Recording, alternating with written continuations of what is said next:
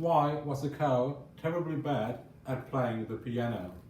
Well, obviously, because she's a terrible musician. I met a dog yesterday. He looked so exhausted.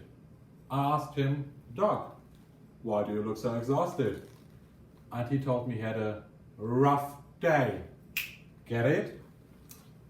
Well, you might think those jokes are pretty bad, but I taught them to a bunch of cats yesterday, and they all said they were quite amusing, if not perfect. I got my hydro flask.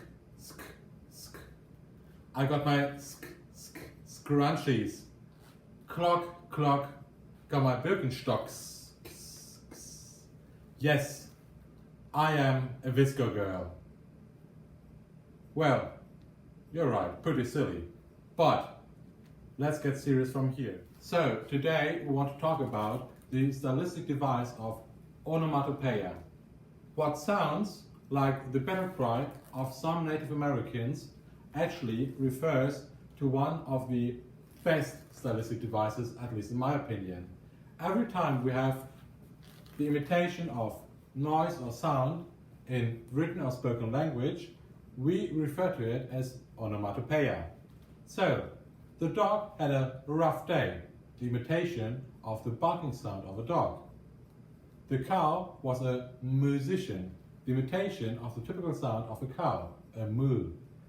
The of the visco girl, the imitation of the typical sound of a visco girl in the hallway. Alright, let's have a look at the effects of onomatopoeia in poetry. Here's a short poem for you. Pay close attention.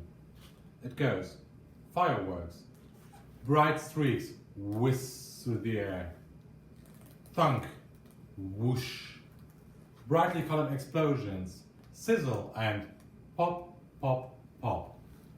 Imagine the same poem without the use of onomatopoeia. Bright streaks in the sky, brightly colored explosions. Which one did you like more? Which one was more memorable and better to imagine? Another situation might be a student in an exam and his whole head is empty, and the only thing echoing through his mind is the tick-tock of the clock hanging on the wall. Those are only a few examples of why we use onomatopoeia.